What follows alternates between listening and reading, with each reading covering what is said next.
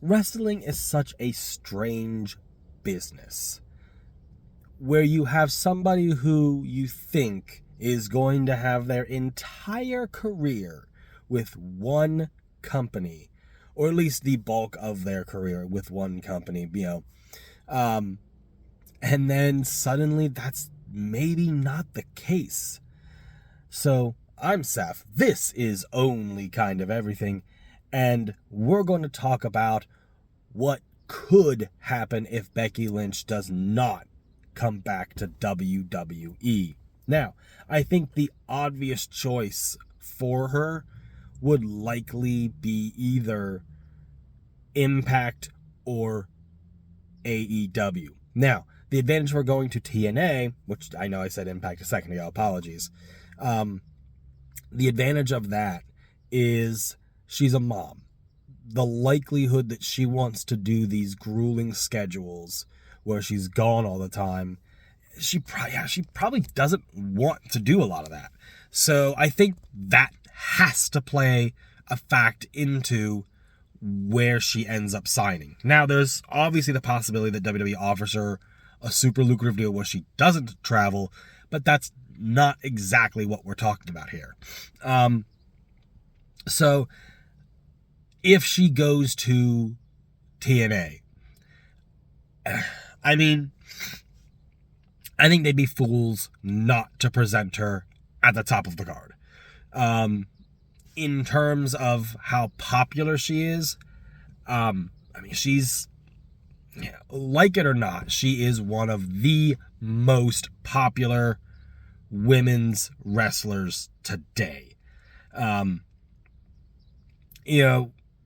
Charisma, mic skill in the ring, you could debate all of that, but you can't deny that she's popular. I know there was some discourse when she won the title right after Rhea Ripley, but that, to me, that always made sense. If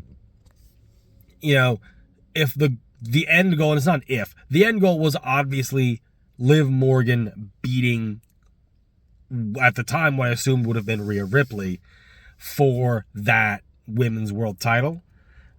I think, they likely called Lynch in, and Lynch won that battle royal in Ohio to hold that belt, so Liv Morgan had a big name to beat.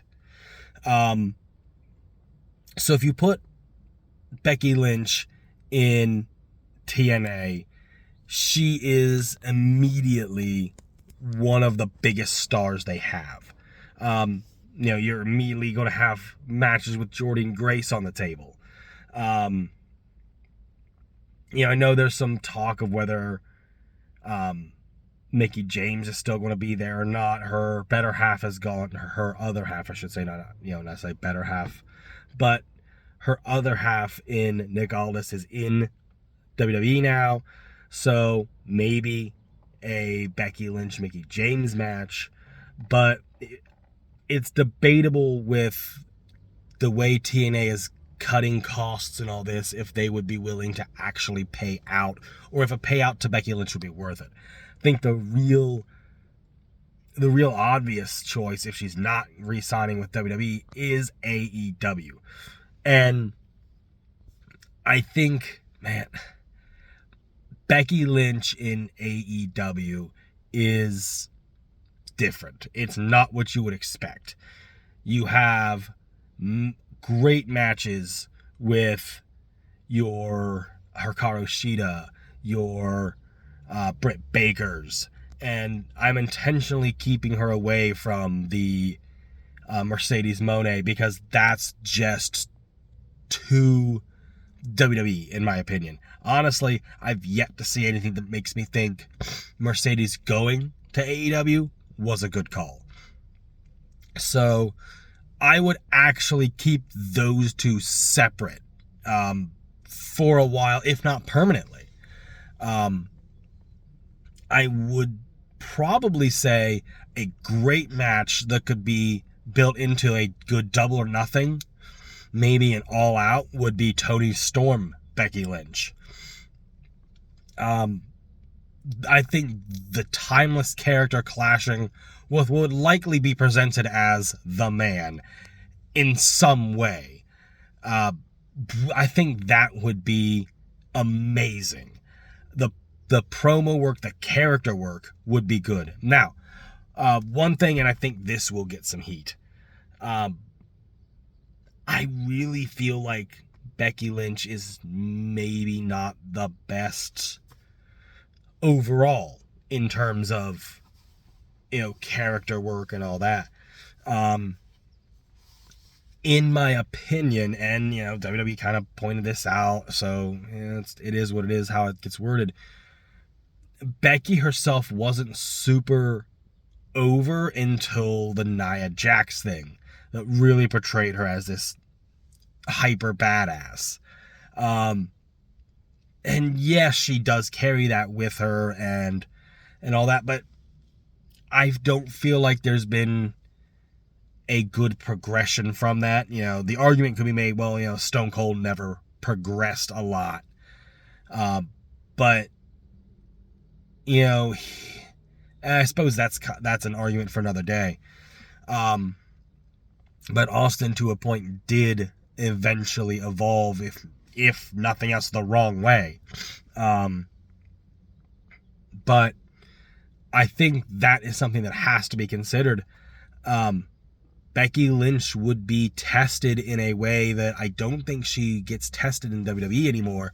And that's, can you stand without the man? This mythical character, effectively, that she created in WWE, that, to a degree she's able to take with her, because it's just theoretically her turned up to 10 or 11. But how does that translate outside of the WWE bubble?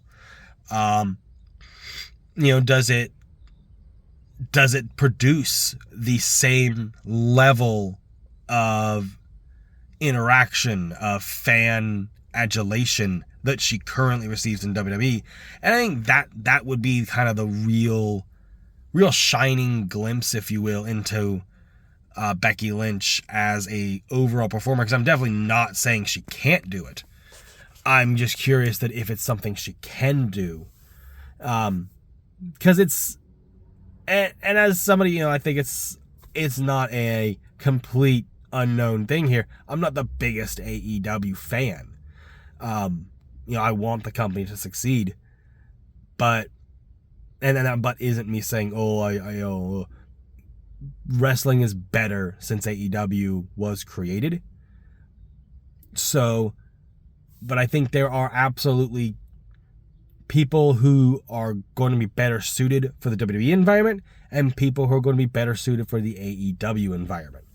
And I really, truly think that although Becky Lynch in AEW would be interesting, I'm not personally convinced that Becky Lynch in AEW is the right move, because I don't think that she fits the bill of what AEW is.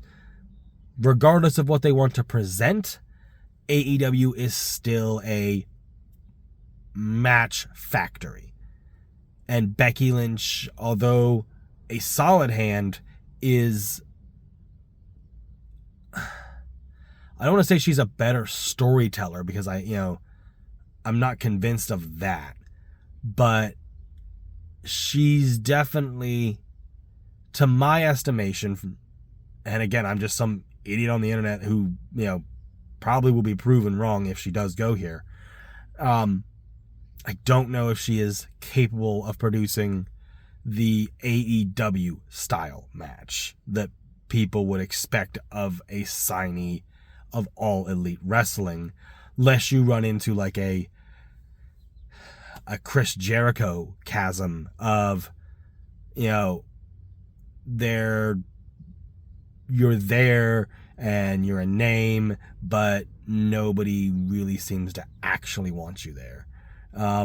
But guys, that's all I've got right now. Like I said, this is it's a semi-different format I just wanted to try. But let me know what your thoughts are. Do you think Becky Lynch will end up re-signing with WWE at some point? Do you think she'll explore free agency, maybe end up in AEW, maybe end up in TNA? I could be completely off and maybe does a couple matches for New Japan. But let me know what you think in the comments, and I will see you guys in the next video. Bye!